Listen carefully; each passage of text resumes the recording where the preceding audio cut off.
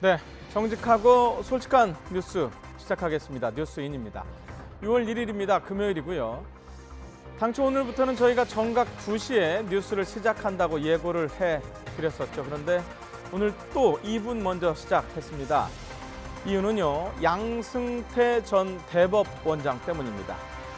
지금 사회적으로 이분이 대법원장으로 있을 때 작성이 된 이른바 재판 거래 의혹 문건 때문에 지금 후폭풍, 후유증이 아주 심각합니다. 잠시 뒤에 당사자인 양승태 전 대법원장이 이에 대해서 직접 입장을 발표를 할 예정입니다. 저희는 발표를 하면 곧바로 생중계로 전해드릴 텐데요. 자, 발표 장소는요, 지금 보고 계시는데요. 현장 화면이 조금 흔들렸는데요. 발표 장소는 특별한 기자회견장은 아닙니다. 보시는 것처럼 경기도 성남 수정구에 있는 양승태 전 대법원장 본인의 집 앞에서 입장문일 것 같은데요. 또는 성명을 발표를 할 것 같습니다. 오후 2시에 시작을 한다고 기자들한테 예고를 했는데요. 지금 이제 1시 59분이니까 약 1분 정도 후면 예정대로라면 시작이 될 것 같은데요. 자, 양승태 전 대법원장, 원래 대법원장의 임기는 6년입니다. 6년 임기를 마치고 지난해 9월 22일 퇴임을 했습니다. 후임은 현재 김명수 대법원장이 맡고 있고요. 김명수 대법원장 취임 이후에 사법행정권 남용 의혹 관련 특별조사단이 세 번째 3차 조사를 했습니다. 조사 결과 조사단은 양승태 전 대법원장의 재임 시절에 법원 행정처가 상고법원, 새로 만드는 법원입니다. 대법원의 역할을 분담하는 법원인데요. 이 상고법원 추진을 위해서 이른바 청와대와, 그러니까 박근혜 정부 청와대와 재판 거래를 시도하려 했다는 문건이 발견이 됐다, 이렇게 밝혔습니다. 하지만 조사단은 이게 직권남용죄에 해당 여부는 논란이 좀 있고 업무방해죄는 성립이 되기 어렵다. 그리고 그 밖에 뚜렷한 범죄 혐의가 인정이 되지 않는다면서 형사상의 조치를 취하지는 않겠다라고 밝혔는데요. 당시 양승태 전 대법원장은 특별조사단에서 조사를 하려고 했습니다. 하지만 조사를 거부했습니다. 그리고는 외부와의 접촉을 끊었고요. 계속해서 침묵을 이어왔는데 오늘 이렇게 지금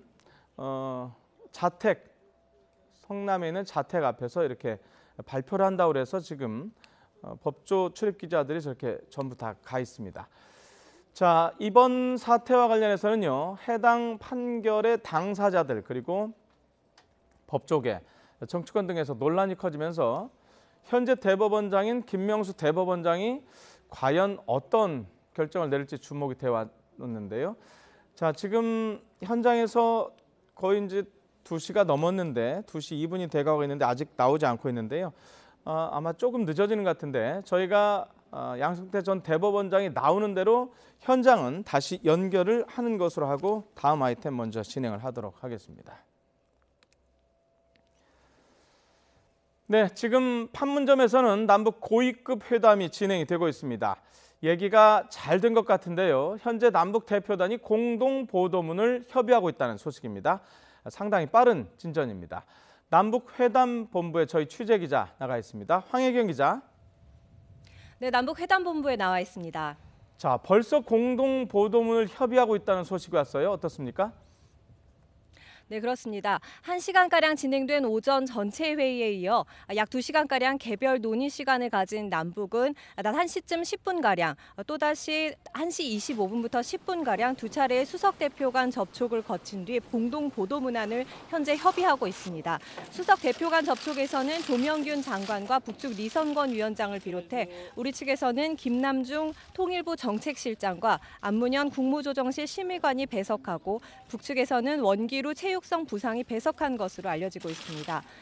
통상 공동보도문은 회담의 결과와 마찬가지인데 이처럼 빠른 시간 안에 공동보도문을 협의하고 있다는 건 그만큼 남북의 입장차가 크지 않거나 또는 양측 입장 가운데 공통된 부분만 우선적으로 보도문에 담을 예정인 것으로 짐작됩니다.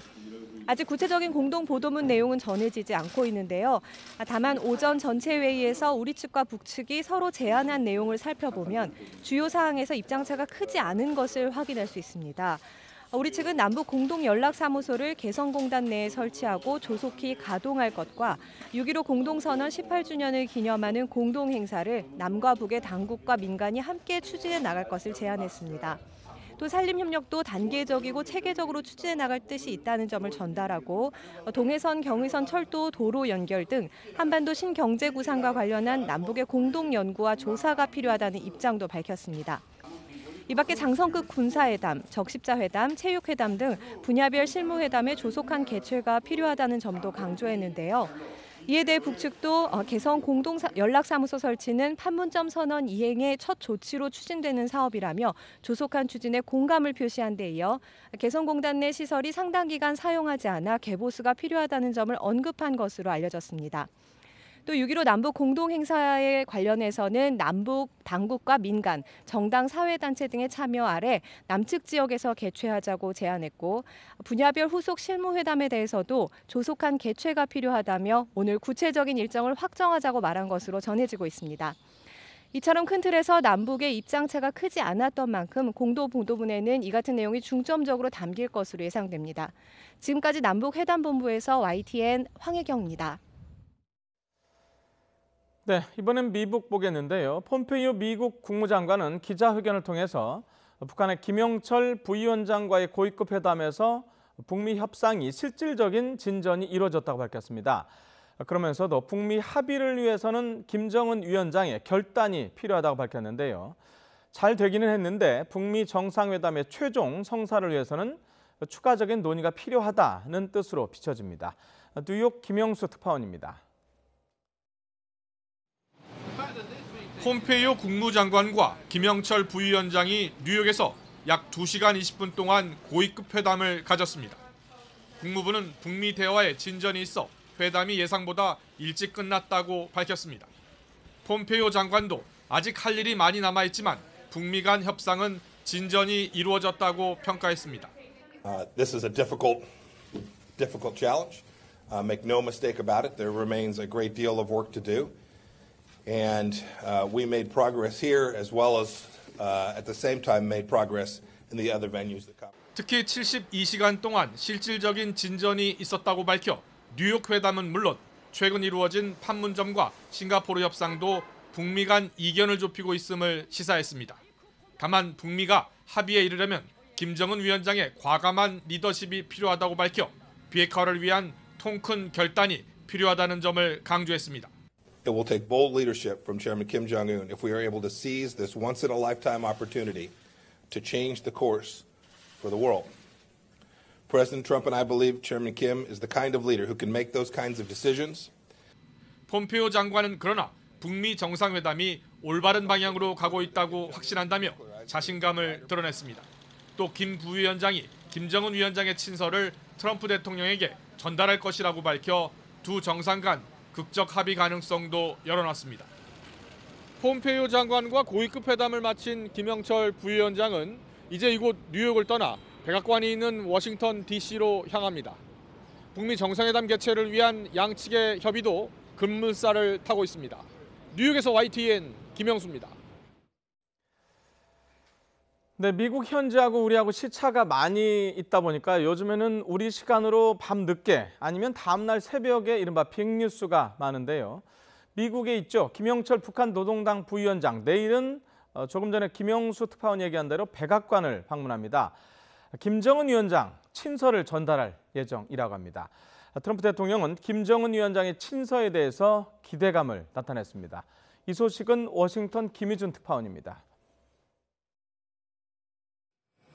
뉴욕에서 북미 고위급 회담이 시작된 순간 한 행사장으로 떠나던 트럼프 대통령.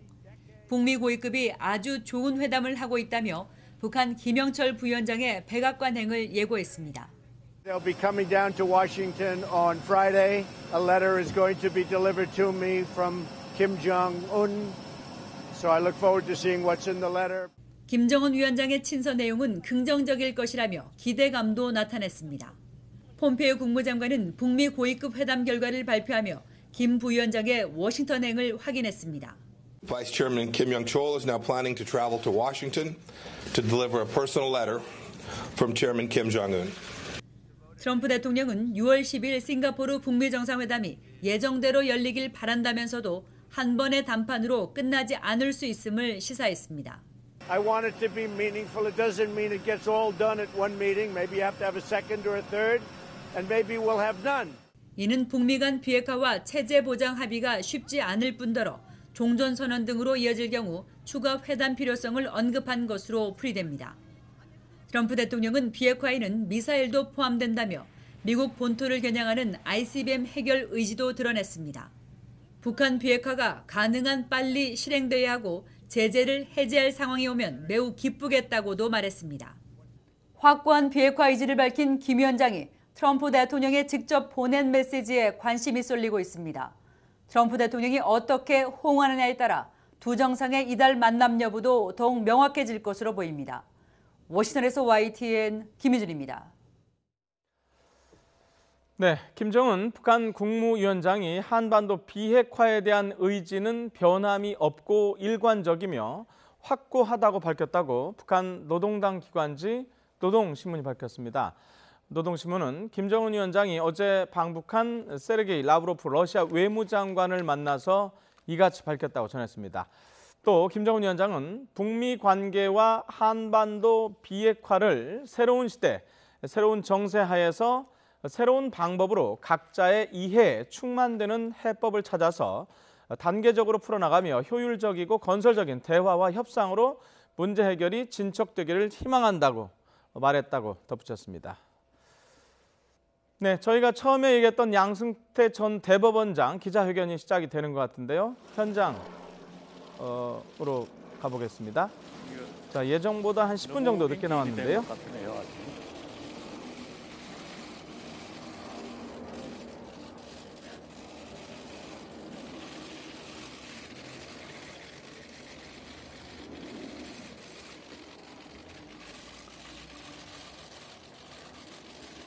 카메라 소리 때문에 잘 안 들리겠네.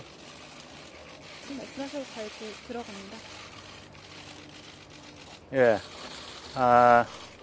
오연 스님 다비식에 참석하느라고 집을 비운 사이에 취재진이 아주 많이 찾아와서 고생한다는 이야기를 들었습니다. 그래서 사실 좀 더 그 동해안 쪽에 간 김에 좀 더 묵고 오려고 하다가 취재진들이 자꾸 와서 고생하는 그런 모습이 좋지 않을 것 같아서 그냥 먼저 이렇게 이야기 드리려고 찾아왔습니다.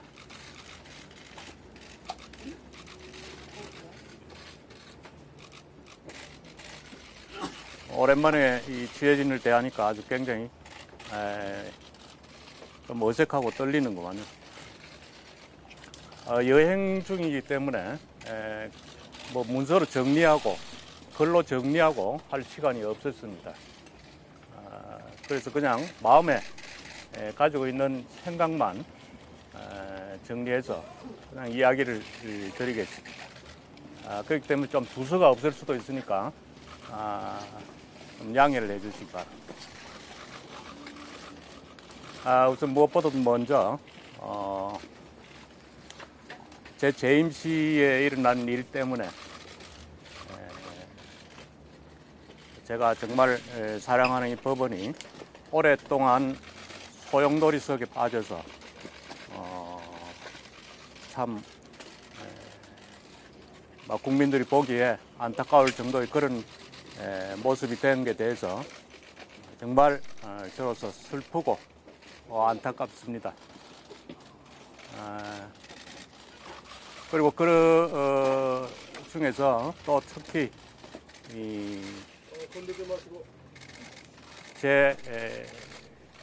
제가 있을 때 법원 행정처에서 뭔가 부적절한 행위가 있었다는 그런 지적이 있었고, 그러한 지적에 대해서 만약 그게 사실이라면 제가 그걸 막지 못한 그런 책임이 있다고 통감을 하고 있고, 그에 대해서 국민 여러분께 정말 송구스럽다고 사과 말씀을 드리고, 또 그런 일로 혹시 마음에 고통을 받은 사람이 있다면 제가 사과를 드려야 된다고 생각을 합니다.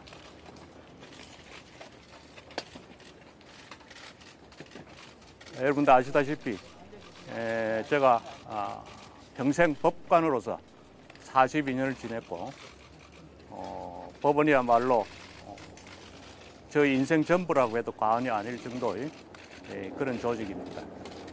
이 조직이 정말 잘 되는 것이 저희 큰 소망이고, 저희 참 정말 내가 가장 바라던 바였습니다. 이 법원이 제가 확신하건대는 법원이라는 조직은 그래도 우리 사회에서 가장 건전한 조직이라고 저는 확신을 합니다.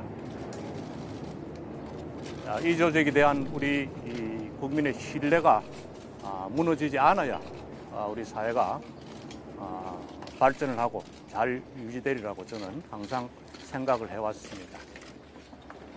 그동안 저는 뭔가 제가 또 이야기를 하면은 지금 이런 소용돌이 속에서 우리 법원이 또 다른 상처를 받고 내부적인 갈등이나 내홍으로 비칠까, 그것이 염려되어서 사실 언급을 거의 안 해왔고 피해왔습니다.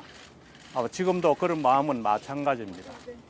지금 제가 오늘 말씀드리고자 하는 것은 뭘 반박하고 뭘 법원에 대해서 법원 내부에서 전 대법원과 현 대법원 간의 갈등 내지는 대립을 심화시키고 이런 목적으로 제가 이야기를 드리는 것이 아니고, 저는 사실 이런 해견도 하기 싫지만은 그렇지만은 제가 분명히 해야 될 그 한계가 있기 때문에 그 한계를 제가 말씀드리는 것이, 그것까지 참고 말씀드리지 않는 것은 이 사태를 진정시키는데 아무 도움이 안 되고 오히려 왜곡시킬 수 있다 하는 이런 판단이기 때문에 그 말씀을 드리고, 죄송하다는 말씀과 함께 그 분명히 해야 될 점을 밝히려고 오늘 여러분한테 앞에 섰습니다. 여러 가지 그 중에서 두 가지 점은 제가 명백히 좀 선을 긋고 넘어가야 될 것 같습니다. 첫째 하나는, 저는 대법원장으로서 재직하면서 대법원의 재판이나 하급심의 재판이나 간에 부당하게 간섭 관여한 바가 결단코 없습니다. 하물며 재판을 무슨 흥정거리로 삼아서 재판의 방향을 왜곡하고 그걸로서 거래를 하고 그런 일은 꿈도 꿀 수 없는,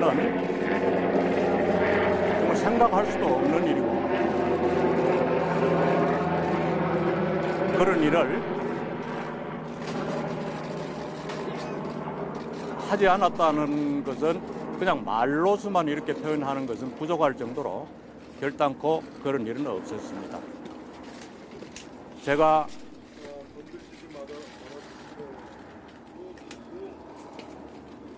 재판 독립의 원칙을 정말 금가옥조로 삼는 법관으로서 40여 년을 지내온 사람이 어떻게 남의 재판에 관여를 하고 간섭을 하고 그런 일을 꿈을 꿀 수 있겠습니까? 그리고 그러한 이야기를 하는 것은 그 재판을 한 대법관을 비롯한 법관들에게 심한 모욕이 될 것입니다. 아마도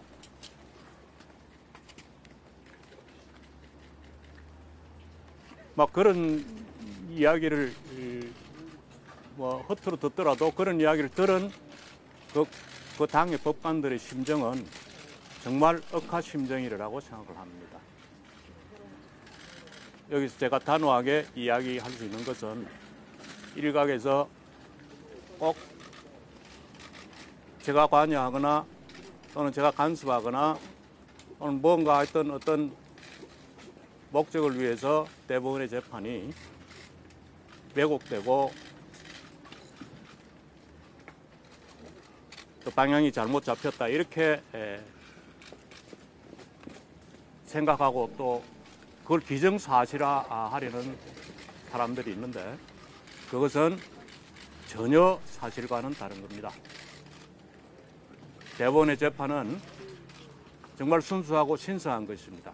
그것을 함부로 그렇게 폄하하는 것은 저는 견딜 수가 없습니다.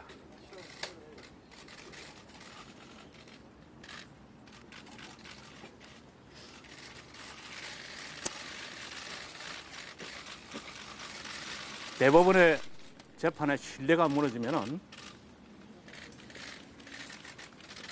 나라가 무너집니다.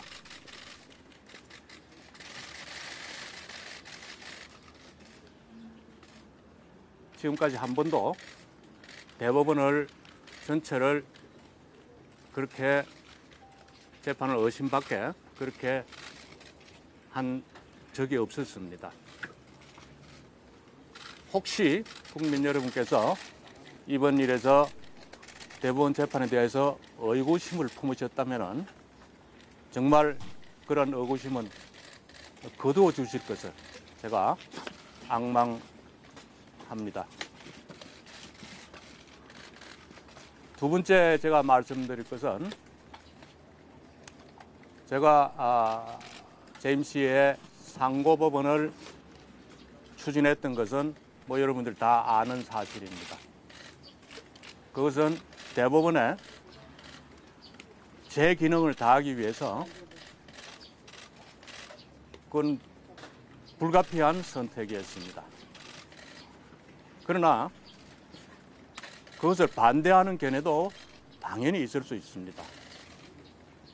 이번 조사에서는 그걸 다 반대하는 견해가 있었고 그 과정에서 법원행정처에서 뭔가 부적절한 행위를 한 것이 지적이 되었습니다. 그런 게 있었다면은 그것은 잘못된 것이겠지요.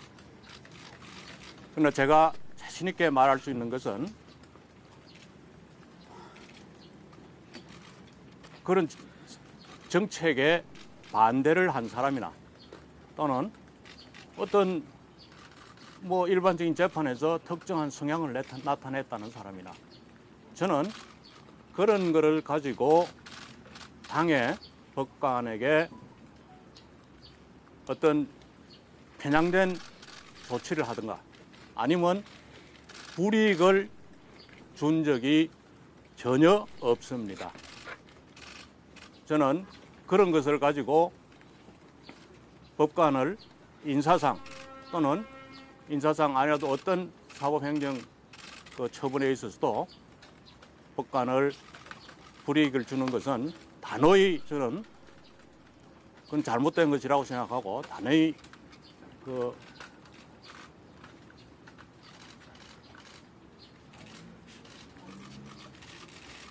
아예 그런 것은 생각을 하지 않는 그런 사항입니다.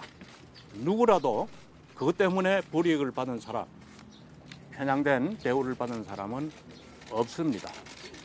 그런 조치를 제가 추가적으로 최종적으로 한 적은 없다는 것을 단연코 말씀드립니다. 이 두 가지는 제가 양보할 수 없는 한계점입니다.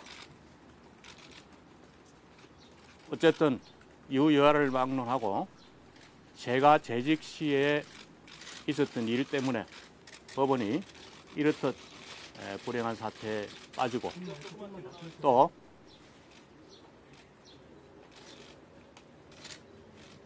뭔가 부적절한 어떤 법원 행정처의 그 행위가 지적이 되고 한 데 대해서 정말 제가 사법행정의 총수로서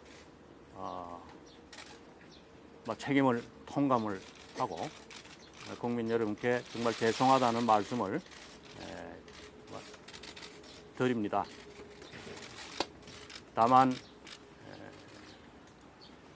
아까 말한 두 가지 점, 전혀 재판이 그에 대해서 그로 인해서 영향을 받지 않았다는 점, 그리고 누구도 그런 과정에서 불이익이나 어떤 편파적인 대우를 받지 않았다는 점, 그 부분은 국민 여러분께서 이해를 하시고 법원에 대해서 전에 법원에 대해 주시던 그 신뢰를 계속 유지해 주시기를 제가 간청을 드립니다. 아까 이야기 드렸듯이 제가 지금 말씀드리는 것은 뭐 사업부에 대해서 더 큰 어떤 또 소용돌이를 일으키고 그런 것이 목적이 아닙니다. 저는 그 한계점을 반드시 밝혀야 되겠다 하는 것을 지금 여기서 그것이 주 목적이지 더 이상은 뭐 다른 목적은 없습니다. 제가 말씀드린 이 두 가지 점은 저도 위원회의 조사 결과를 언론을 통해서만 대충 접하고 있지 뭐 전체를 다 본 적은 없습니다. 그러나 언론을 통해서 본 그 조사 결과에 의하더라도 아까 말한 그 두 가지 점은 위원회에서도 그것은 인정한 것으로 같은 취지인 것으로 제가 생각을 위원회에서 같은 취지의 결론을 낸 것으로 제가 생각을 하고 있습니다. 언론 보도에 따라서 보도에 보면은 그렇다는 이야기입니다. 더 이상 그 두 가지 외에 더 이상 더 자세한 내용은 저도 사실 제대로 알지를 못하고 또 그런 상태에서 여기서 이야기 드리는 것은 뭐 오히려 사안을 더 복잡하게 만드는 것 같아서 제가 말씀드릴 상황이 아니고 언젠가 다 사태가 밝혀지고 저도 모든 것이 저한테도 다 알려질 때 그때 상황을 정리해서 다시 말씀드릴 그런 기회가 있기를 바랍니다.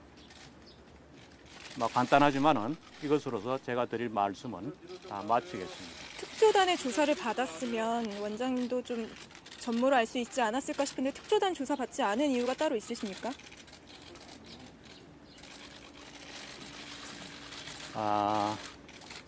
조사가 3번 이루어졌습니다. 그렇죠? 거의 1년이 넘게 이루어졌죠.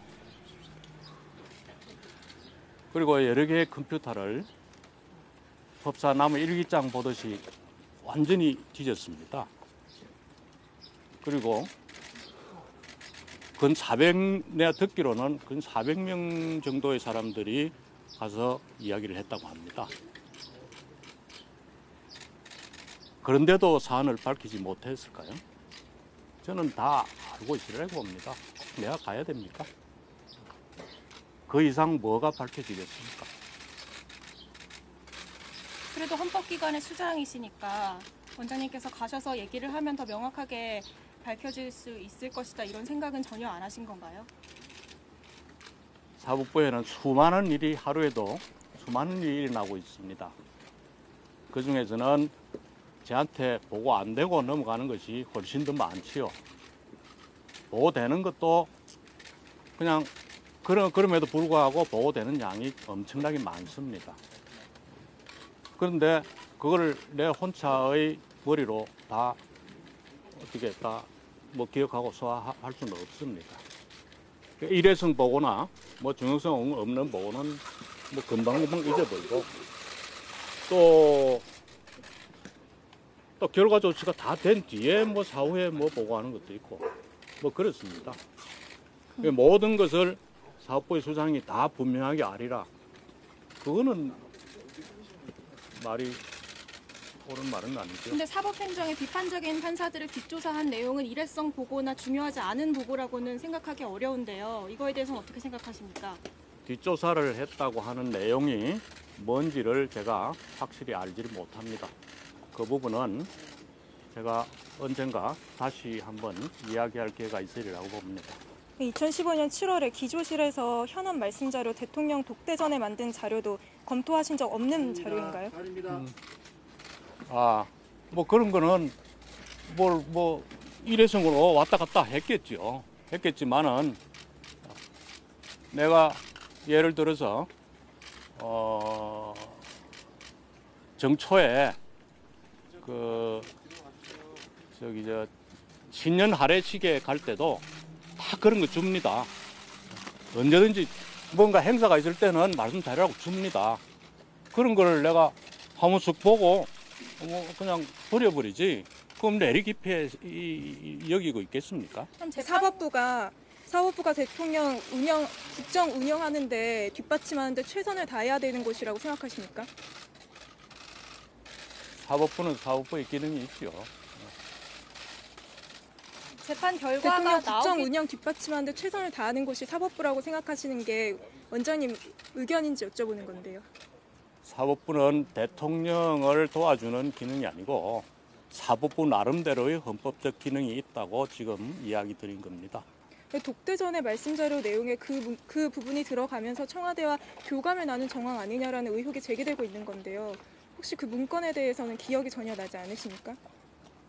청와대와 교감을 안 못하는 것이 참 이상하죠. 뭔가 만나면은 그냥 덕담을 하고 이렇게 좋은 이야기로 분위기를 만들어야지요.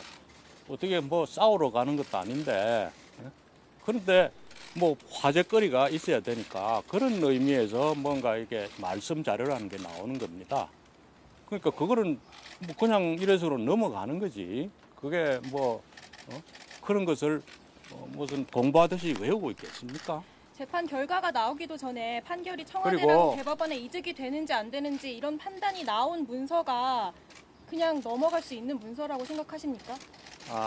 아까도 이야기했듯이 저는 분명하게 지금 뭐가 들어가 있는지 그런 걸 알지 못하는 상황에서 불확실한 이런 이야기를 할 수가 없습니다. 언젠가는 다시 이런 이야기를 정리해서 할 수 있겠지요.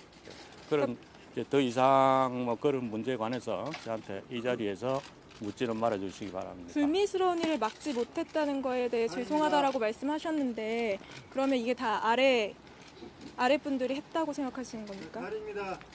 그러니까 그게 뭔지 또 무슨 내용인지 그건 나중에 제가 파악해서 다시 한번 이야기할 기회가 있을 겁니다. 대법원에 대한 국민 불신은 거두라고 해서 그냥 걷어지는 게 아닐 텐데 지금 검찰 수사도 거론되고 있는 상황입니다. 혹시 검찰에 대한 수사 혹시 시작이 되면 받으실 의향 있으십니까? 검찰에서 수사를 한답니까? 기사 보셔서 아시겠지만 형사 조치에 대해서 대법원장 쪽에서도 논의를 하고 있는 사안인데요. 예, 그때 가서 보죠.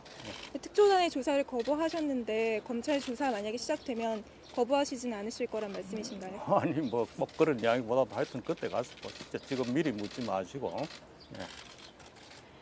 전 대통령 독대하실 때 그럼 상고법원 설치랑 인사권에 대한 얘기도 나누시긴 하신 건가요? 오늘 그런 말씀을 이야기를 드리려고 나온 건 아니라고 아까 이야기를 드렸습니다. 더 이상 지금 이상의 사실이 왜곡돼서 제일 중요한 재판에 대한 핵심 문제 이런 것이 왜곡되는 방향으로 자꾸 사실이 전파되고 있기 때문에 제가 그 한계점을 분명하게 하기 위해서 오늘 이 자리에 나왔습니다. 네, 그런 의혹이 계속 제기되는 거는 지금 410개 문건 거기로부터 기인되고 있는 거 아닙니까? 그 문건은 양승태 대법원 행정처에서 만든 문건이라 지금 그런 의혹이 계속 제기되고 있는 건데 어떻게 생각하시나요? 그 문건이 어떤 내용인지 그 문건을 작성한 사람과 읽는 사람하고 의미를 다르게 해석할 수도 있고 그렇습니다. 그러니까 그거를 그 문건이 이렇다 하고 단정적으로 해가지고 단정해가지고 사실을 자꾸 만들어 나가서는 안 됩니다. 그런 문건 만들라는 지시나 그런 뉘앙스의 어떠한 지시도 하지 않았는데 위에서 만든 문건이라고 생각하시는 건가요? 예, 뭐 그런 여러 가지 사항에 대해서 더 이상 제가 답변을 하지 않겠습니다. 그 부분이 국민들은 궁금하실 텐데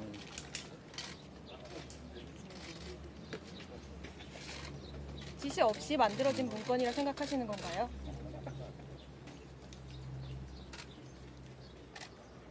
무슨 문건인지 제가 알아야 그것을 이야기 드릴 수 있을 것 아니겠어요? 그러면 지금 현재로서는 모른다라는 입장이신 건가요? 그렇죠. 나는 아직까지 그 보고서를 본 일도 없고 도대체 그 컴퓨터 안에 무슨 문서가 들어가 있는지 제가 알 수가 없습니다. 혹시 그 어느 언론사인지 모르겠지만은 그 언론사의 사장이 지금 질문하시는 분 컴퓨터에 뭐가 들어가 있는지 다 알고 있을까요?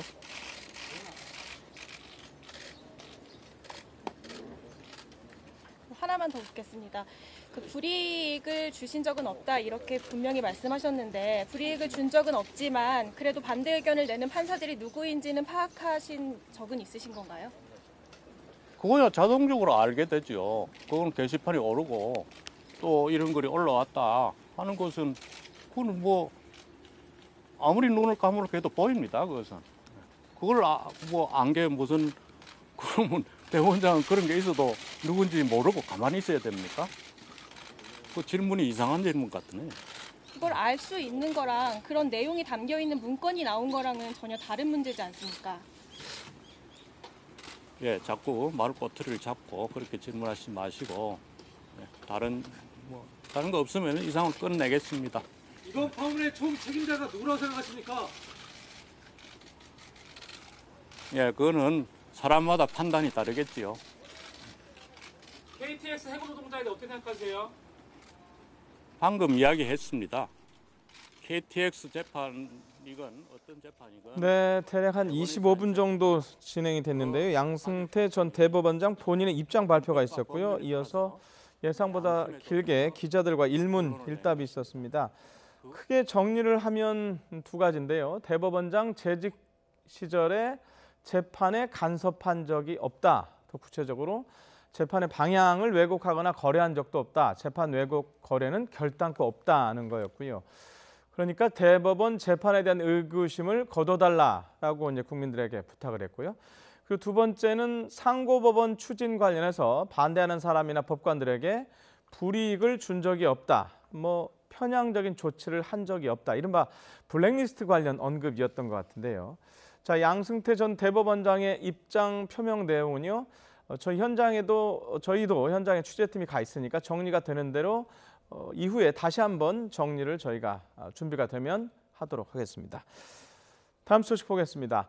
오늘 6.13 지방선거 공식 선거운동 이틀째입니다. 여야 지도부 모두 전통적인 강세 지역을 찾아서 지금 총력전을 펼치고 있는데요. 더불어민주당은 전라북도로, 자유한국당은 영남으로 향했습니다. 국회 연결합니다. 이종원 기자 나와주세요. 네, 국회입니다.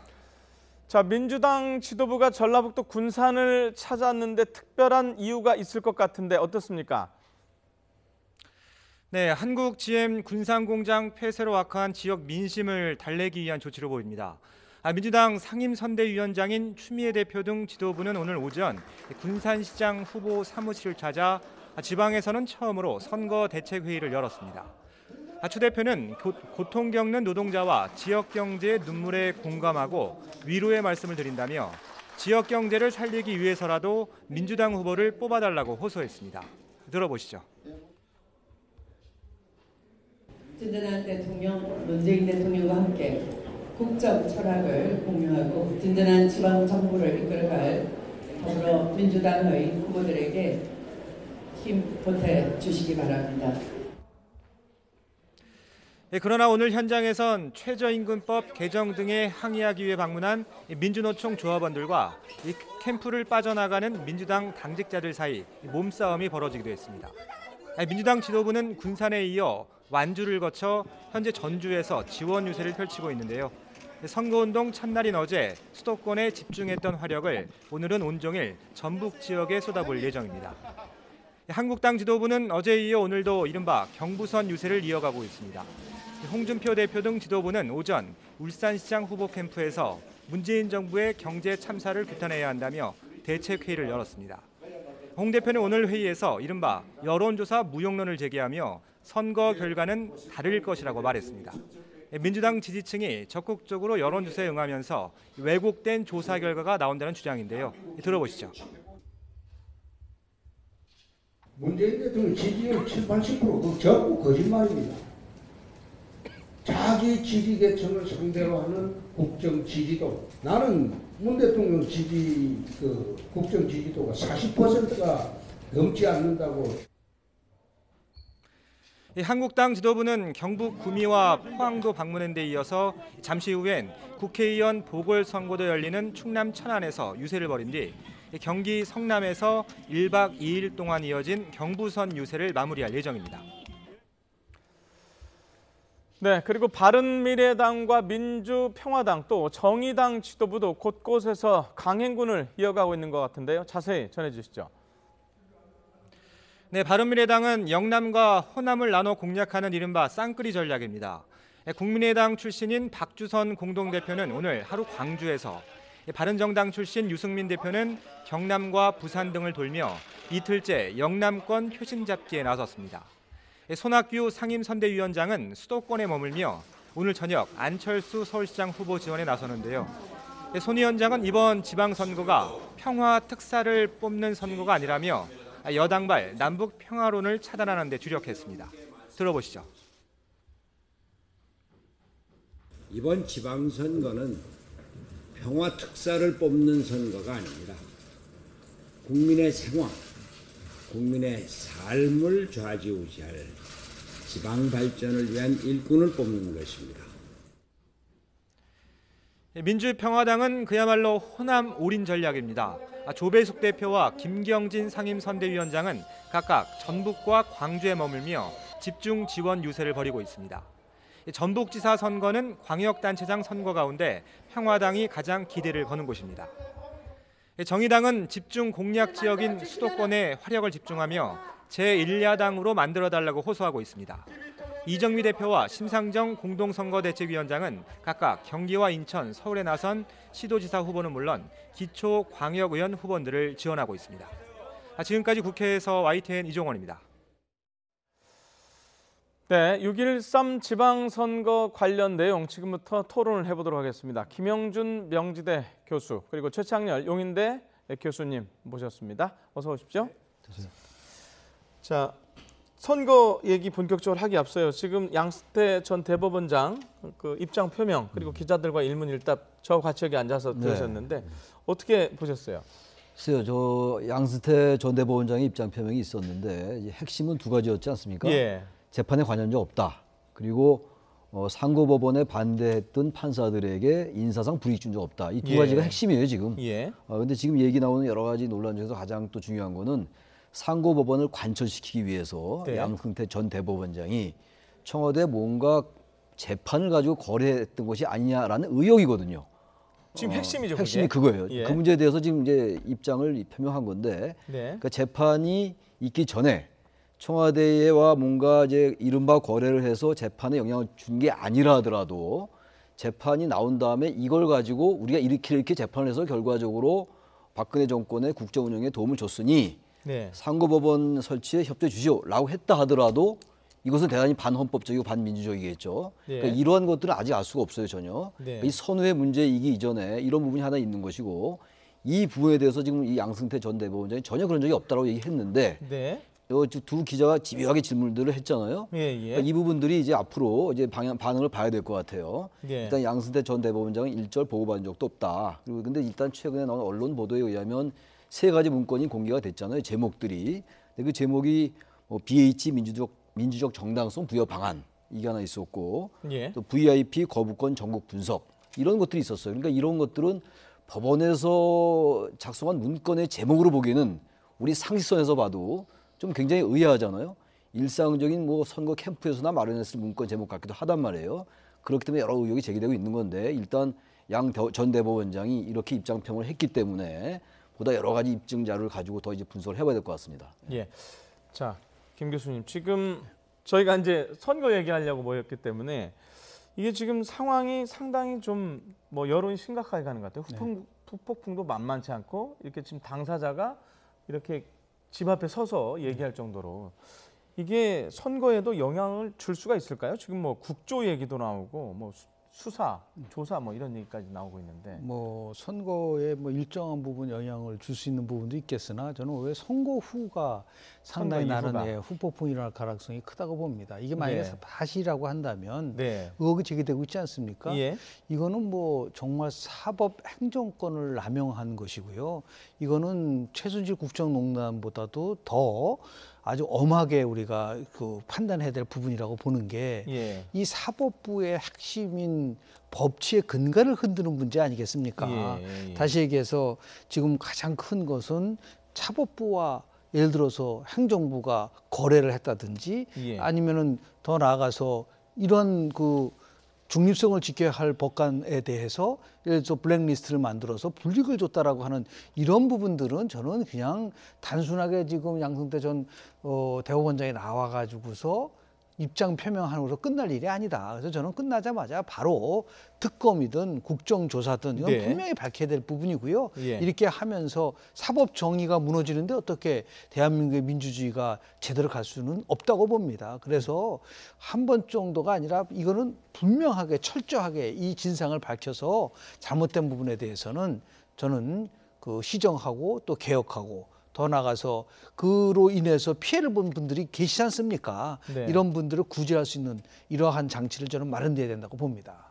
오늘 양승태 대법원장이 한 말 중에 어찌됐든 사법부, 대법원이 무너지면 나라가 무너진다는 그 취지는 정말 그 기억을 해야 될 거고 말씀하신 대로 앞으로 어떻게 될지에 대한 부분, 뭐 조사, 어떤 뭐 국조라든가 이런 거는 상황을 좀 지켜봐야 될 것 같고요.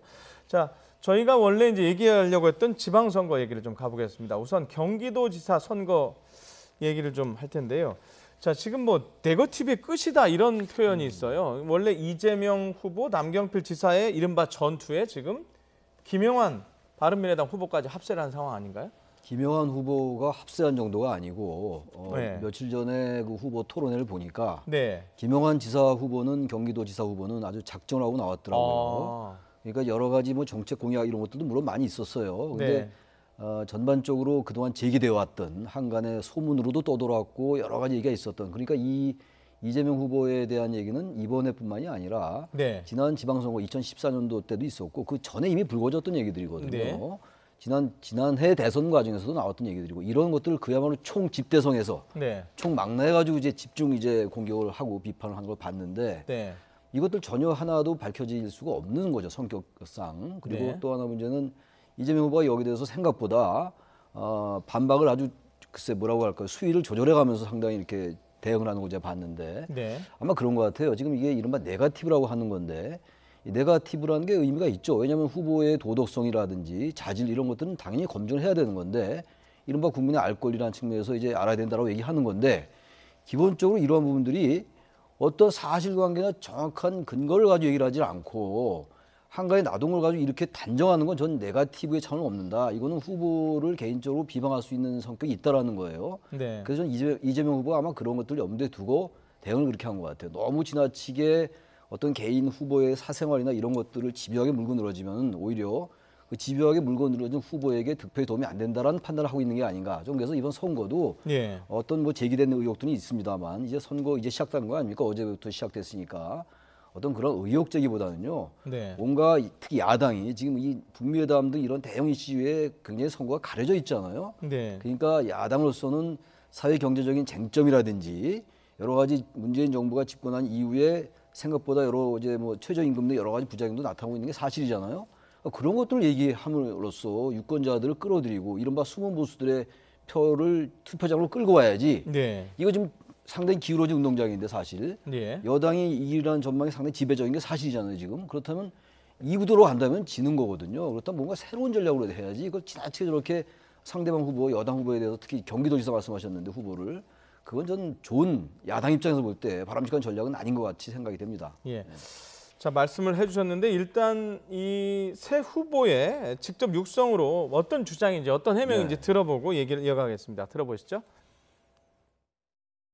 들어보시면 정말 상식적인 폭언이 있고 이런 분이 이제 그 1,300만 경기도지사가 될 경우에 굉장한 갈등과 분노와 갑질이 있을 거라고 전 걱정이 돼요. 후보와 만났고 또 알고 있는 사이라는 그것이 같은 사람인가 아닌가 하는 문제죠. 알겠습니다. 만약 그렇다면 그거는 미투에 관련되는 문제고 또 공직자로서의 도덕성에 관계되는 문제입니다. 계속 이 얘기가 나와서 제가 2016년인가에 이거 아무래도 안 되겠다 이거. 나를 직접 지칭하진 않았지만 종합을 해보면 나를 지칭한 것으로 보여서 이거 소송을 하든지 해야 되겠다라고 했더니 이분이 다시 그것 아니다 미안하다 사과했어요. 그리고 끝난 게 다인데. 예, 지금 남경필 후보 얘기는 이거 아닙니까? 이게 네거티브가 아니고 검증이다라는 거고 조금 전에 들으셨지만 김영환 바른미래당 후보는 그 유명한 그 연예인 얘기를 하면서 지금 이거 미투 아니냐까지 지금 얘기를 하고 있는데 어떻게 보십니까? 일단 뭐 가장 큰 거는 검증에 대한 문제와 네거티브의 문제를 우리가 어떻게 규정할 것에 대한 문제인 거죠. 근데 사실에 입각해서 검증을 하는 경우는 그거는 뭐 저는 무방하다고 봅니다. 다만 이제 사실이 아닌 왜곡적인 것을 가지고 공격을 할 때가 이제 보통 우리가 네거티브라는 얘기를 할 수밖에 없는 것이죠.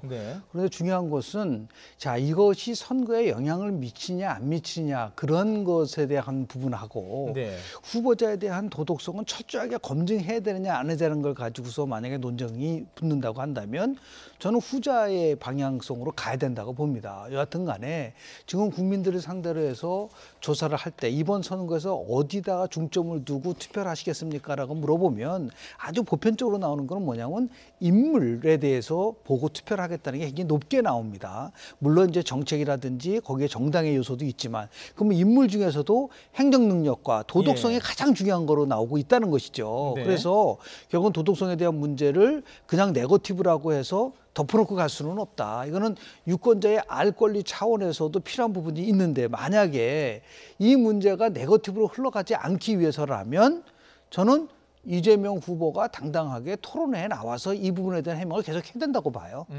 그렇지 않고 자꾸만 나한테 불리한 네거티브가 되기 때문에 나는 토론회 안 나간다. 이런 식으로 하는 접근 방법은 굉장히 제가 볼 때는 경기도 도민들에게 대한 예의가 아니라고 보는 것이죠. 판단은 결국은 유권자가 하는 것입니다. 그래서 TV 토론이 나와서 그것을 통해서 내가 후보를 변경하거나 아니면 그동안 지지하는 후보가 없다가 다시 다른 새로운 후보를 지지하는 설득의 효과가 강하냐 아니면 기존에 자기가 지지했던 후보를 또 지지하느냐라는 강화 효과냐 이 두 가지를 가지고도 굉장히 많은 논쟁이 있을 수가 있는데요. 효과의 차원을 넘어서서 분명한 것은 유권자가 정확한 나름대로의 정보를 갖고 그리고 투표장에 임해야지만이 그것이 좋은 선거가 될 수 있다는 말씀을 좀 드리고 싶습니다. 그런데 제가 하나 말씀드리고 싶은 게 맞는 말씀인데 지금 형수 욕설 논란, 이른바 여배우 스캔들 아까 말씀하셨잖아요. 이런 부분들에 대해서 나름 또 해명도 했어요. 해명을 한두 번 한 게 아니거든요. 김영진 교수님 말씀처럼 만약에 토론에 나와서 이 문제를 집중적으로 얘기를 한다. 이거 완전 이전 투구 선거가 될 수밖에 없어요. 그 얘기만 계속 처음부터 끝까지 왜냐하면 일단 그 얘기가 계속 대응을 하면서 그렇지 않다라고 이쪽에서 반박할 거고 또 이쪽 반박한 쪽의 자료를 보면 또 그렇게 또 느껴져요. 유권자들로서는. 또 이재명 후보로서는 또 그렇지 그 반박한 야당 후보의 말이 틀린다라고 또 반박하는 걸 들으면 또 유권자가 볼 때 이재명 후보 말이 맞는 것 같고 저는 그래서 이건 한계가 있다. 지금 많이 제기가 됐어요. 이쯤 하면 이제 유권자들이 판단을 근거 많이 나온 것 같아요. 이게 지금 하루 이틀 한 달 두 달 전에 나온 게 아니라 제가 아까 모두에 말씀드린 것처럼 4년 5년 전에 나왔던 얘기들이기 때문에 아싸분들 많이 아는 것이고 하나의 사실 팩트를 두고 어떻게 인식하냐는 문제는 각자 유권자의 자유의 몫이기 때문에 이걸 더 이상 계속 이른바 알 권리 차원에서 검증 차원에서 계속 제기한다는 건 이 선거를 가뜩이나 이 남북 이슈나 이 지금 북미 회담 때문에 가려져 있는 이 선거 이슈를 완전히 다른 곳으로 몰고 갈 수밖에 없다. 좀 그래서 그 말에는 동의하기 어렵다고 생각합니다. 자, 지금 어찌됐든 이 이슈가 어떻게 적용이 되는지 뭐 저희가 여론조사의 추이를 쭉 보면 좋을 텐데 일단 오늘 발표된 여론조사를 하나를 보면서 좀 판단을 좀 해보겠습니다. 자, 경기도 지사 여론조사인데요. 이재명 후보의 독주는 여전한 상황입니다. 53.8이고요.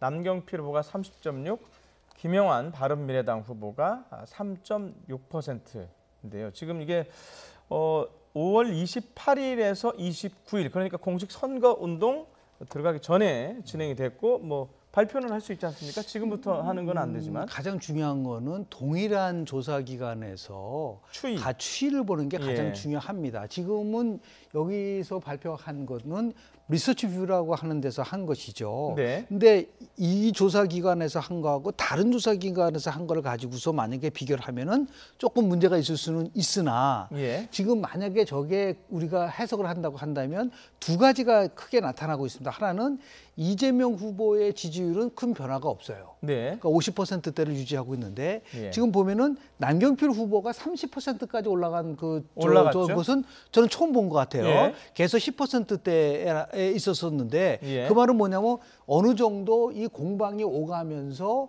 저 상황에서는 굉장히 부동층이 줄어들고 있다는 부분들이고 결국 샤이 보수층이라고 하는 보수층이 어느 정도는 결집을 하고 있다라고 하는 추론을 할 수 있을 것 같아요.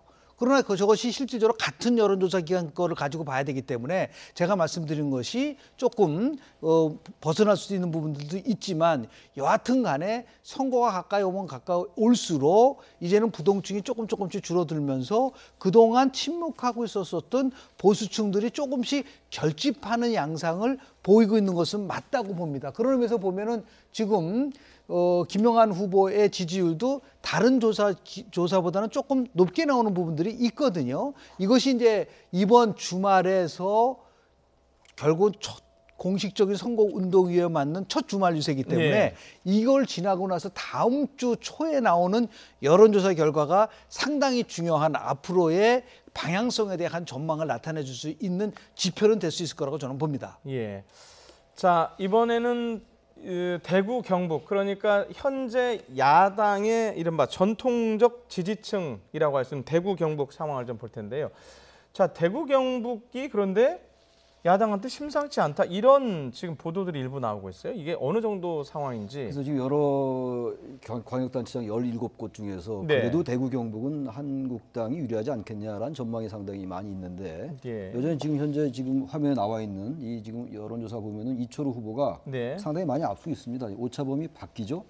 아니 근데 원래 예전 같으면 더 많이 벌어졌어야 될 상황. 현재 이 상황 이제 절대 수치 자체는 높은데 기존의 경북지사와 대구시장 이 정도 보면은 더 많이 벌어져 있는 게 우리의 상식이죠.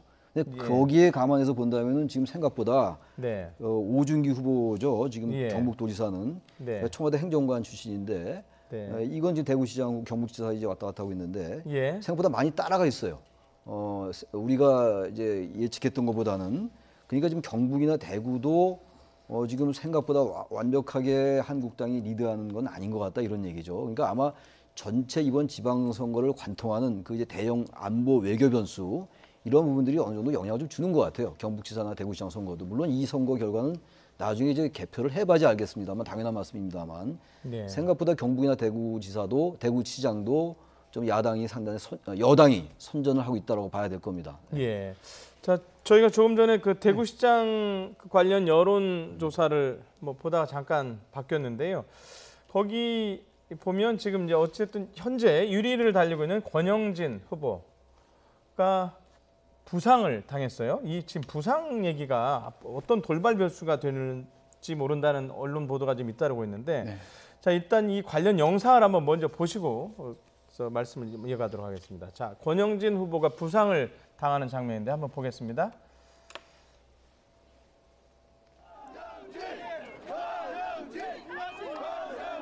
지금 자, 저 장면인데요.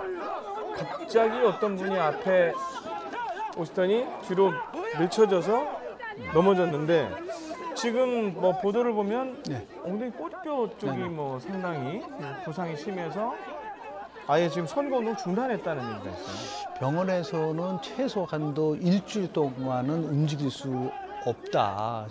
안정을 취하는 게 좋다고 얘기를 하고 있고, 권영진 후보는 아무리 그렇다 하더라도 한 하루 이틀 쉰 다음에 이제 선거 운동을 재개하겠다라는 얘기를 하고 있는데요. 어떤 형태든 간에 저런 식으로 그런 그 후보자에게 폭력을 가한다든지 하는 거는 그거는 권영진 후보한테 폭력을 가한 것이 아니라 민주주의에 대해서 폭력을 가한 거예요. 그건 있을 수 없는 일입니다. 네. 지금 두 대구 경북을 보면은요, 지금 저 여론조사 결과에 따르면 한 15% 정도가 부동층으로 돼 있고 경북 지역은 20% 정도가 부동층으로 돼 있습니다. 그러니까 이 부동층이 어떻게 움직이느냐. 지금 두 후보를 보면은 그 더불어민주당에 있는 후보는 정당 지지도 정도 수준으로 나오고 있는 거예요. 그래서 보면은 이게 숨어 있는 보수층들이 지금 부동층화되어 있는 것은 아닌가라는 추론을 지금 하게 되는 것이죠. 그럼에도 불구하고 저렇게 두 후보들 간에 특히 자유한국당의 텃밭이라고 하는 TK 지역에서 저렇게 아주 그 격차가 굉장히 좁혀지고 있다라는 것은 그만큼 그동안 그 아주 자유한국당으로서는 뭐 완전히 승리할 것이라고 하는 지역 속에서의 어느 정도 조그만 변화가 있을 수가 있다고 보는데, 이거는 지난 지방선거에서도요, 당시에 김부겸 지금 행정자치부 장관이 그 나왔을 때도 한 40% 정도의 득표를 한 적이 있습니다. 득표를 보면요.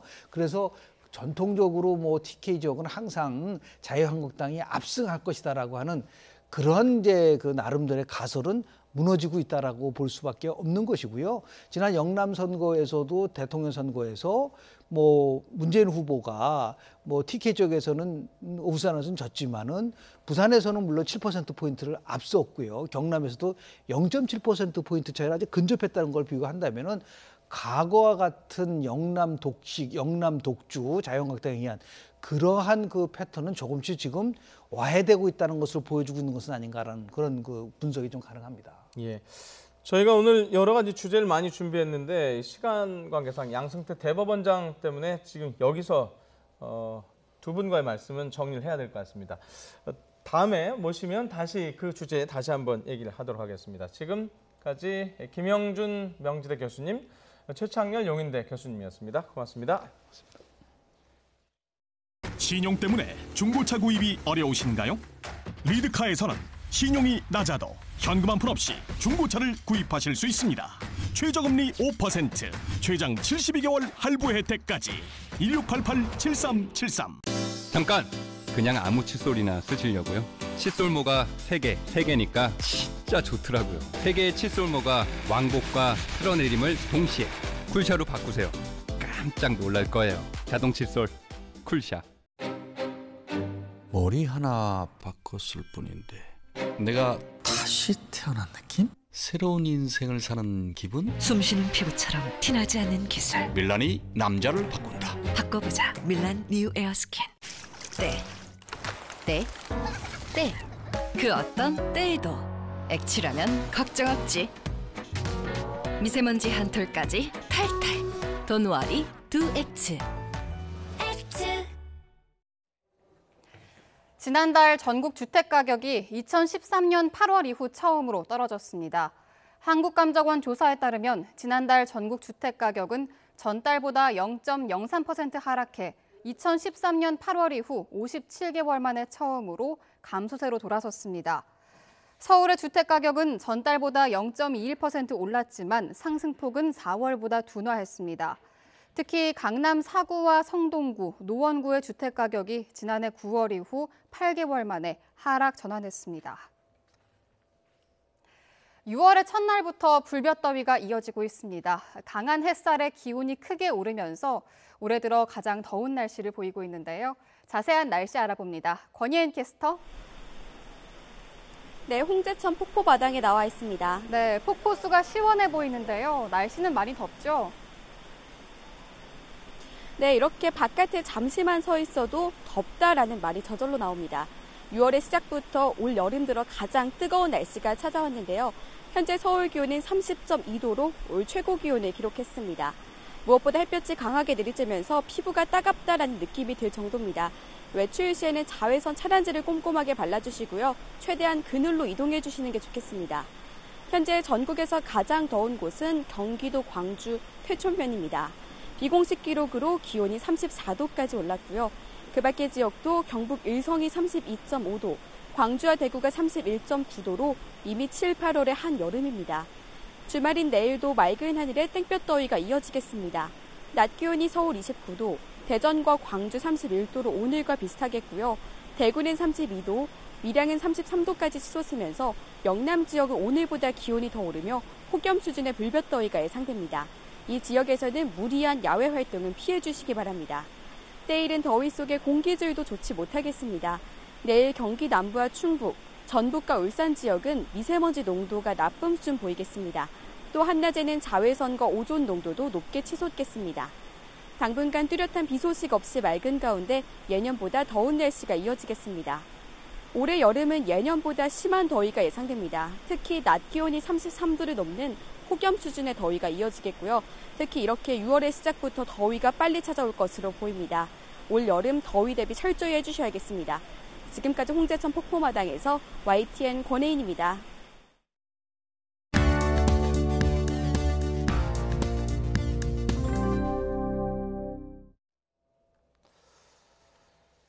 네, 2016년 5월 30일 임기를 시작했습니다. 제20대 국회. 이제 절반 정도 달려온 건데요. 그 사이에 헌정사상 첫 번째 대통령 탄핵이 있었고요. 조기 총선이 있었고 11년 만에 남북 정상회담 등 참 많은 일이 있었습니다.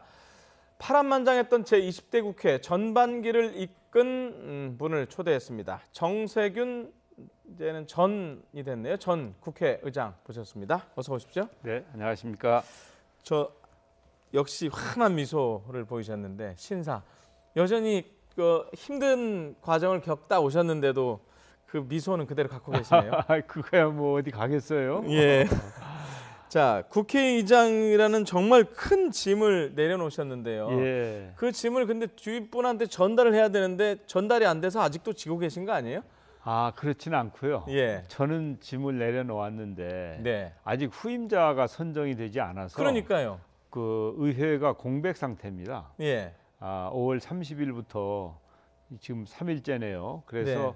빨리 이게 이제 의회가 정상화돼야죠. 네.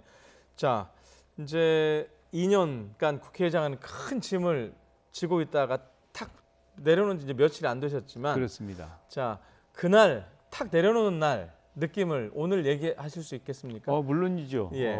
사실 뭐 저는 정말 잘해보고 싶었거든요. 네. 그래서 최선을 다해서 후회는 없는데 네. 그래도 하고 싶은 일을 다 못했고 네. 또 미진한 부분도 있어서 네. 아쉬움이 남아요. 예. 그렇지만 그 아주 무거운 짐을 내려놨더니 네. 홀가분하고 시원합니다. 홀가분하고 시원하다. 네. 네. 자, 지난 월요일에 퇴임 기자 간담회를 하셨어요. 거기 그렇죠. 보면 물은 배를 띄울 수도 있지만 반대로 뒤집을 수도 있다. 네. 이런 사실을 잊어서는 안 된다 말씀을 하셨는데 뭐 무슨 말씀인지 대략 짐작은 가지만 예. 설명을 좀 해주시면. 이제 우리 국회가 예. 무슨 일만 있으면 네. 그것 때문에 입법 활동도 하지 않잖아요. 네, 네. 그래서 이제 제가 지속적으로 얘기해 온 것은 네. 원래 국회는 시끄러울 수밖에 없는 것이다. 네. 그리고 정당 간에 네. 정쟁이 없으면 비정상이다. 네. 그러나 네. 한편으로는 정쟁을 하면서도 예. 또 입법 활동 자체는 방기해서는 안 된다. 그건 네. 해야 된다. 말하자면 예. 어느 나라에 전쟁이 있다 하더라도 예. 전쟁을 수행하면서 아이들 교육도 시키고 네. 농사도 짓고 네. 할 건 다 하지 않습니까? 예. 그것처럼 우리 대한민국 국회도 정쟁할 것이 있다 하더라도 그것은 하면서 실질적으로 이 입법부의 본래의 기능 네. 이거 자체를 무력화시켜서는 안 된다. 네. 그런 얘기를 하고 싶었고요. 예. 특히 이제 금년 들어와서 네. 뭐 1월부터 국회가 계속 열렸는데 네. 이것도 지금도 열려 있습니다. 네. 그런데 사실 그 제대로 입법 활동을 안 했거든요. 네. 그래서 거기에 대한 반성과 또 의원들에 대한 저 나름대로의 좀 제대로 좀 합시다 하는 촉구의 의미를 담은 그런 말씀이었죠. 예. 저희 그 제작진이 정세균 국회의장 모시면 첫 번째 질문 뭐로 할까 했는데 거의 똑같은 얘기가 뭐였냐면 그 대통령 탄핵 때 얘기를 좀 해달라는 거였거든요. 그때 어땠는지. 뭐 한마디로 참담했죠. 네. 사실 이 탄핵이라고 하는 것은 네. 헌정 질서가 파괴되는 거 아닙니까? 결과적으로. 네. 물론 헌정 질서를 수호하는 것이지만 네. 이 정상적인 질서를 깨고 네. 이 새롭게 정권을 교체하는 거란 말이죠. 네. 그러니까 이 우리나라뿐만 아니라 어느 나라도 예. 탄핵을 겪는 것은 참 불행한 일이라고 저는 생각을 합니다. 네. 그런데 이제 우리가 과거에도 그런 사례가 한 번 있었고 네. 이번에 이제 탄핵을 추진하게 되었을 때 그리고 이제 그 국회에서 탄핵을 의결하였을 때 네. 한편으로는 사실은 이것은 정의로운 것이고 또 국민의 뜻을 받든 것이었으니까 마땅히 국회가 해야 될 일을 했다라고 하는 예. 안도감도 있으면서 네. 다른 한편으로는 네. 이렇게 이 헌정 질서가 새롭게 파괴되는 것은 다시는 이런 일이 있어서는 안 되겠다고 하는 그런 생각을 했죠. 혹시 말입니다. 그 탄핵 의사봉을 네. 때린 기억이 지금도 나십니까? 그렇죠. 그러면 네. 뭐 어찌됐든 역사적인 순간이에요. 뭐 참 아까 말한 대로 불행한 역사이긴 하지만 혹시 그 의사봉 두드린 이후에 그 이후에 이제 헌재로 넘어갔지 않습니까? 그렇죠. 네. 자, 그 이후에 헌재 헌재 재판관들 신변 위협을 느껴서 뭐 경찰이 경호도 하고 그렇지 않습니까?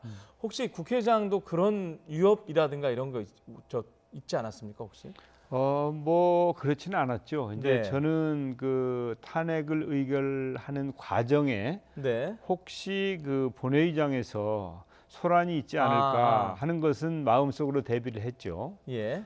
왜냐하면 과거에 탄핵을 의결할 때 그때는 사실은 이제 저는 탄핵을 반대하는 입장에서 본회의장에서 강력하게 저항을 했지 않습니까? 네.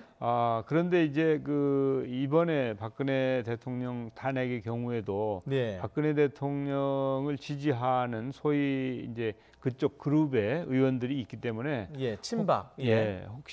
혹시 소란이 있지 않을까 그런 우려를 했는데 다행스럽게도 아주 질서 정연하게 그렇게 의사 진행을 할 수 있어서 저로서는 참 의원들에게 고마운 그런 마음이었습니다.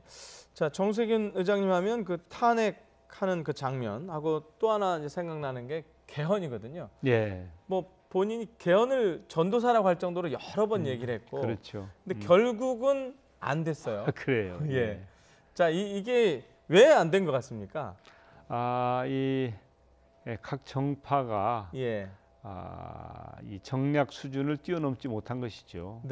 사실은 개헌은 18대 국회, 19대 국회, 20대 지난 10년 동안 국회가 준비를 한 것이거든요.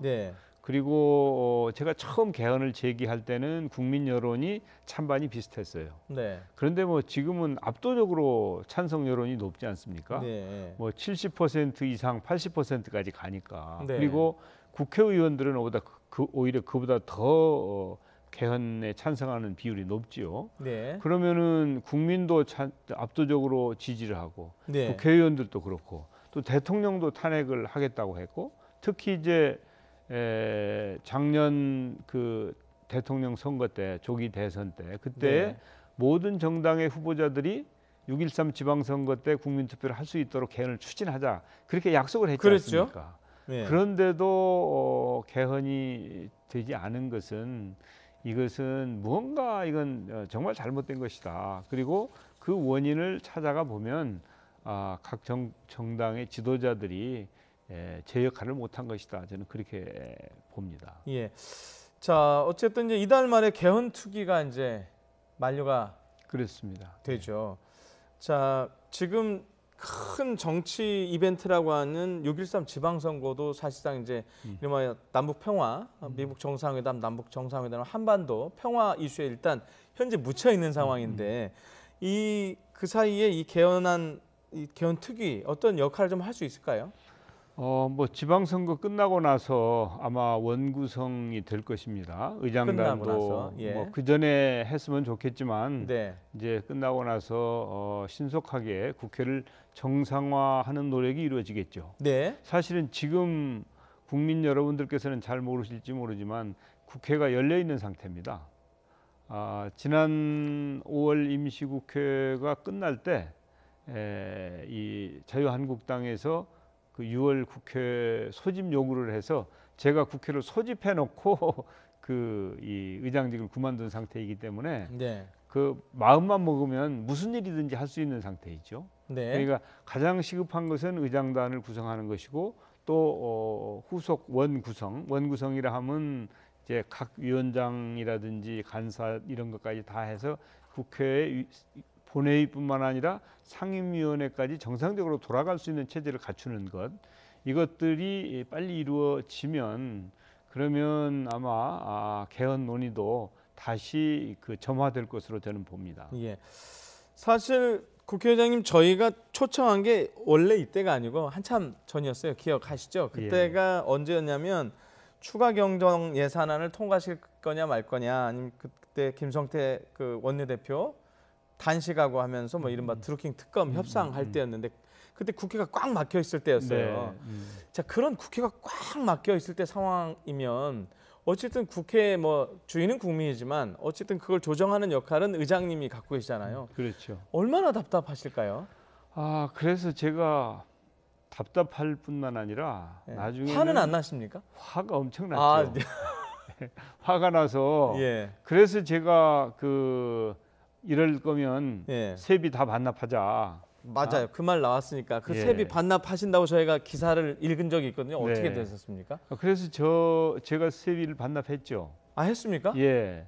4월 세비를 반납을 했어요. 4월 거요. 네네. 그리고 나서 이제 5월 달 또 정상화되지 않으면 5월 것도 반납할 터이고 또 의원들에게 같이 하자 이렇게 할 요량이었는데 제가 반납을 하자 그 다음 날 협상이 타결이 됐어요. 그래서 저 혼자 반납하는 것으로 끝났죠. 그렇습니까? 네. 예. 자, 지난달에 이제 홍문종 염동열 의원 체포 동의안 부결을 두고 이른바 방탄 국회다라는 비난이 있는데요. 여기에 대해서는 혹시 어떻게 생각하십니까?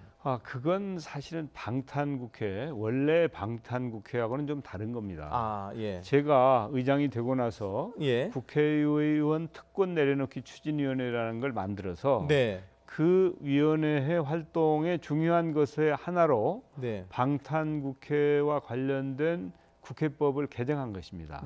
무슨 말씀이냐면 옛날에는 이제 어떤 체포 동의안을 국회에서 접수를 하고 그것이 본회의에 보고된 다음에 24시간 내지 72시간 내에 의결을 하도록 되어 있는데 만약에 그때 본회의 소집을 못해서 의결을 못하면 그러면 그냥 없던 걸로 되는 거였거든요. 그래서 체포를 못하도록 이렇게 되어 있어서 그래서 방탄국회라고 한 것이거든요. 그러니까 그냥 시간을 끌면 그리고 어떤 이유로든지 간에 본회의가 열리지 않도록 하면은 이제 이 체포가 안 되는 이제 그런 거였어. 그래서 방탄국회라고 했는데 그 법을 어떻게 고쳤냐면 72시간이 지나도 그 다음 본회의에서 무조건 이 안을 상정하게 돼. 1호 안건으로 상정하도록 되어 있어요. 그러니까 옛날에 얘기하던 국회를 계속 열어서 이 의원의 체포를 막았던 그 방탄국회는 이제 없는 것이다. 그런데 이번에는 이제 표결은 이루어졌죠. 그런데 의원들이 양심에 따라서 표결을 했는데 그 결과가 국민 정서와 맞지 않는 것입니다. 그렇기 때문에 그 부분은 의원들의 양심을 나무랄 수 있을 망정 제도 자체가 문제는 아니다라는 것이 저의 판단이죠. 알겠습니다. 자, 이제 저희가 이제 말씀할 수 있는 시간이 약 3분 정도라고 해서 제가 질문 3개만 얼른 추렸습니다. 잘 판단하셔서 짧게 좀 답변해 주시면 좋겠는데요. 자, 재임 기간 중에 가장 잘했다고 생각하시는 것 딱 한 가지만 꼽으시라면? 그래도 아무래도 제가 그 청소 노동자들을 정규직화한 것, 그게 뭐 작은 것이지만 국회 내 그렇습니다. 노동의 질을 좀 높여보자 하는 취지에서 아주 기재부와 굉장히 힘든 협상 끝에 그걸 성공시켰고 또 그것이 확산이 되고 다른 분야에까지 영향을 미치고 있어서 그래서 작은 것이지만 저는 보람을 느낍니다. 예. 자, 지금 문재인 대통령 지지율이 아시지만 70% 이상 고공행진이에요. 그래서 문재인 대통령한테 쉽게 이렇게 조언하실 사람들이 그렇게 쉽게 못 하거든요. 근데 네. 어쨌든 국회의장이셨으니까 네. 그 입장이라고 생각하시고, 자, 다른 건 다 잘하는데 이 부분은 좀 더 잘했으면 좋겠다, 해줬으면 좋겠다 하는 부분을 딱 하나 꼽으시라면? 이제 뭐 사실 대통령이 남북 문제가 제일 중요한 상황이기 때문에 네. 이제 전체적으로 다 이렇게 네. 잘 하시기는 어려운 상황이다라고 생각해요. 네. 그럼에도 불구하고 현 시점에서 더 챙겨야 될 부분이 있다 그러면은 민생 문제입니다. 민생. 예, 민생이 우리가 생각하는 것보다도 훨씬 어렵거든요. 네. 그래서 민생 문제에 대해서 정부도 열심히 좀 챙기고 네. 국회도 이 문제를 절대 외면해서는 안 된다고 생각합니다. 민생 문제라는 게 이른바 경제 그렇죠. 문제가 국민들 먹고 사는 문제죠. 먹고 사는 네. 문제를 조금 네. 더 챙겨야 그렇습니다. 된다는 예. 거죠. 자, 마지막 질문 드리겠습니다. 오늘 그 더불어민주당으로 복당을 하신 거죠? 복당 신청을 했습니다. 신청을 했습니까? 아직 하신 건 아니고. 자, 이렇게 되면 이제 앞으로 어찌됐든 뭐 국회의장을 지내신 분이니까 어찌됐든 국가, 나라를 위한 역할 그리고 당을 위한 역할이 있을 것 같은데 어떤 그렇죠. 앞으로의 계획을 갖고 계신지. 저는 뭐 직업이 정치 아닙니까? 네. 그런데 이제 저는 뭐 어떤 자리를 더 욕심내거나 하는 것보다는 네. 그래도 우리 정치가 국민들로부터 신뢰를 좀 받을 수 있어야 되겠다. 그런데 저같이 국민들이나 또 국회로부터 많은 혜택을 본 사람들은 거기에 대해서 보은을 해야 된다. 내가 보은하는 게 뭐냐? 예. 그것은 우리 정치 발전에 기여하는 것이다. 그래서 국민들로부터 신뢰를 얻는 일, 그런 일을 위해서 정말 노력해야 되고, 또한 우리 정치가 잘 되려면 좋은 정치인들이 많아야 될 거 아니겠습니까? 그래서 좋은 정치인들을 찾아내고 후원하고 또 성원해서 네. 우리 국회에 좋은 정치인이 넘치는, 그래서 국민들로부터 정치가 희망이 되는, 지금까지는 국민들에게 힘이 되는 국회가 되어야 되겠다고 했는데 국민들께서는 야, 너희들이 짐이다 이렇게 생각하시는 거거든요. 그래서 이런 국회의 국민들에 대한 신뢰 회복, 이런 데에 저는 백의종군하는 자세로 최선을 다할 작정입니다. 예. 자, 정치가 국민들한테 짐이 되지 않고 희망이 되는데 역할을 하시겠다는 거였는데 정말 거기에 큰 역할을 해주시기를 정말 당부를 드리겠습니다. 오늘 나오셔서 고맙습니다. 예, 감사합니다.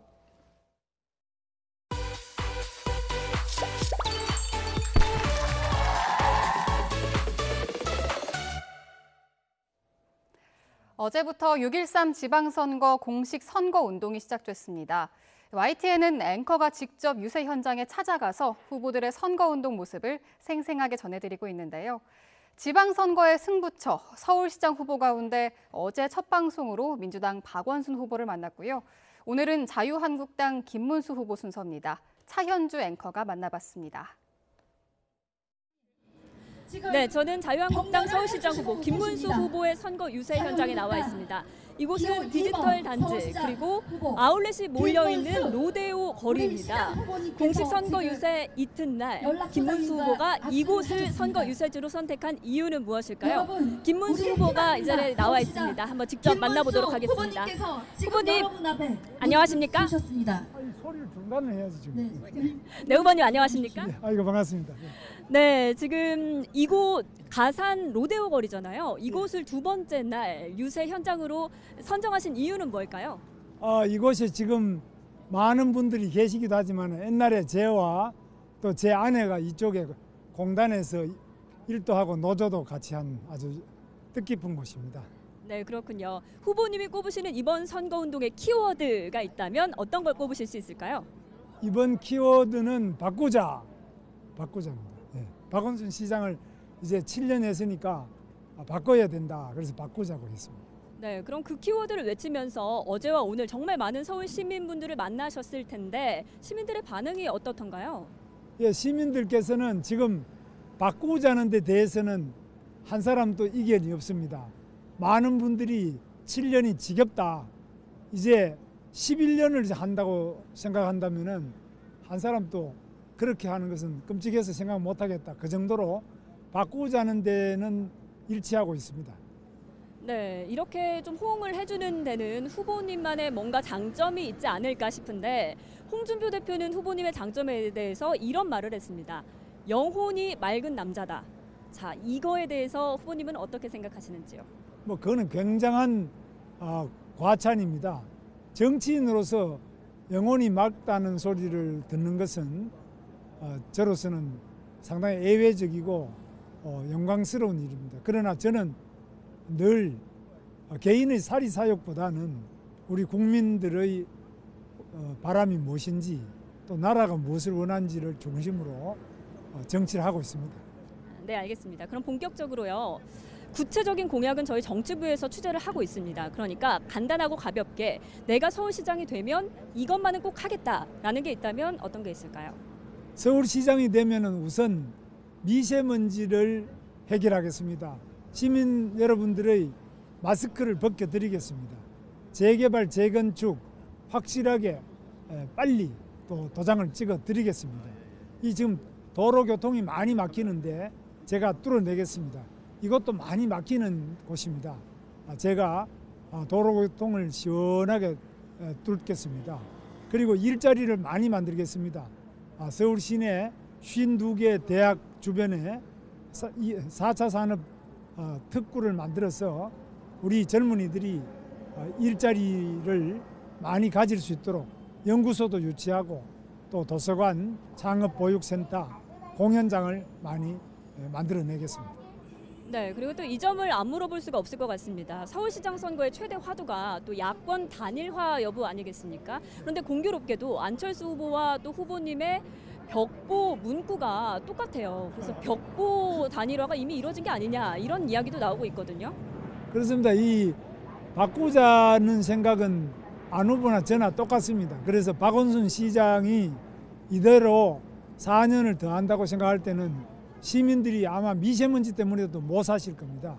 또 시내 곳곳이 재개발, 재건축을 안 하기 때문에 너무 낡았습니다.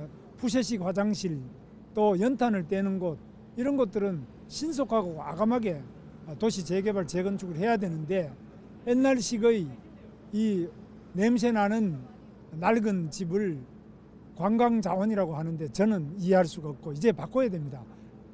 네, 그럼 생각을 어느 정도 같이 한다면 단일화 가능성이 어느 정도 있다고 봐도 되겠습니까? 퍼센트로 따진다면 뭐 0%는 아닌가요?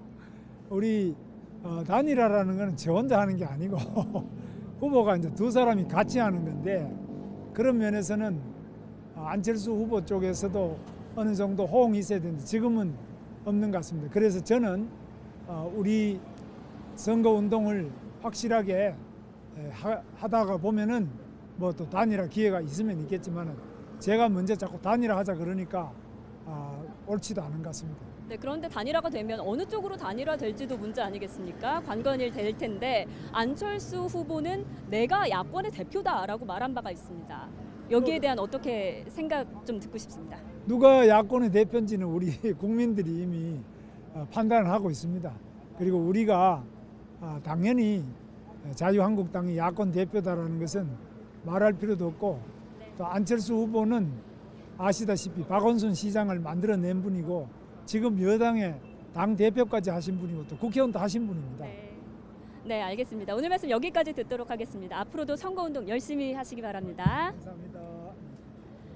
네, 오늘은 자유한국당 김문수 후보 만나봤습니다. 어제는 박원순 서울시장 후보 만나봤고 다음 주 월요일에는 안철수 바른미래당 후보 만나보러 가보도록 하겠습니다. 지금까지 YTN 차현주입니다. 서울특별시장으로, 인천시장으로, 서울시 교육감으로, 경남도지사로 당선되셨습니다.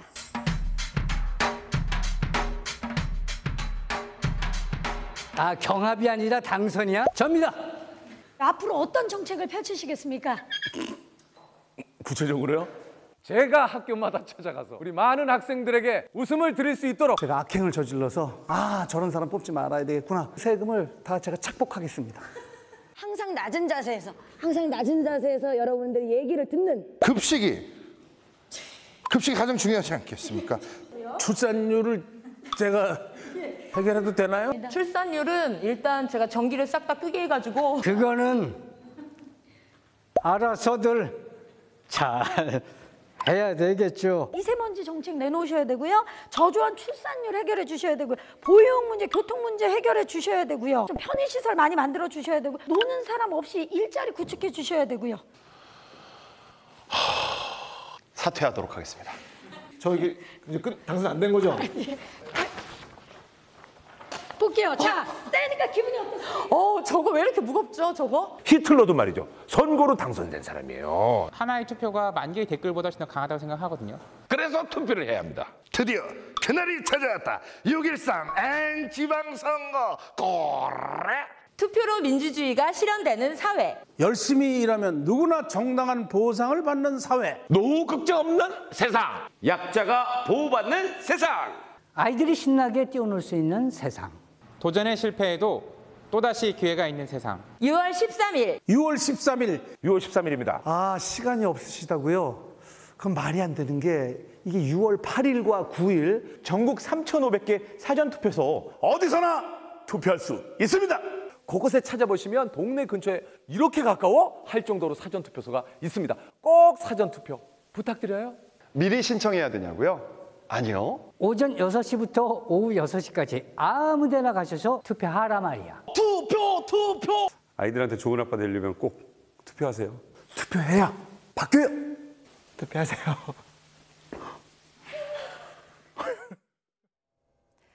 양승태 전 대법원장이 조금 전 사법행정권 남용 사태에 대한 공식 입장을 내놨습니다. 양 전 대법원장은 재판에 관여한 적도 인사상 불이익을 준 적도 없다고 선을 그었습니다. 취재기자 연결합니다. 최두희 기자. 네, 대법원에 나와 있습니다. 네, 관련 의혹이 불거진 이후에 양 전 대법원장이 입장을 밝힌 건 처음이었죠? 네, 그렇습니다. 정리하자면 양승태 전 대법원장은 조금 전 이른바 사법행정권 남용 의혹과 관련해 재판에 관여한 적도 인사 불이익을 준 적도 없다고 분명히 했습니다. 사실상 관련 의혹에 대한 대법원 특별조사단의 결론과 같은 내용이라고 보시면 되는데요. 양 전 원장은 오랜만에 취재진을 대하니 굉장히 어색하고 떨린다며 담담하게 입장을 말하기 시작했습니다. 양 전 원장은 먼저 자신의 재임 시절 일어난 일 때문에 사랑하는 법원이 오랫동안 소용돌이 속에 빠진 게 슬프고 안타깝다며 국민께도 송구스럽다고 사과했습니다. 다만 무언가를 반박하고 전 대법원과 현 대법원 간의 대립을 심화시키는 목적은 아니라며 발표 배경을 설명한 뒤 분명히 해야 할 부분은 두 가지로 명백히 선을 긋겠다고 말했습니다. 우선 양 전 원장은 대법원의 재판이나 하급심 재판에 부당하게 간섭하고 관여한 바가 결단코 없다고 강조했습니다. 하물며 재판을 흥정거리로 삼아 재판 방향을 왜곡하고 거래를 한 일은 꿈도 꿀 수 없는, 생각할 수 없는 일이라는 표현까지 써가며 반박했습니다. 그러면서 양 전 원장은 혹시 국민 여러분이 이번 일에서 대법원 재판에 대해 의구심을 품었다면 정말 그런 의구심은 거두어줄 것을 앙망한다고도 덧붙였습니다.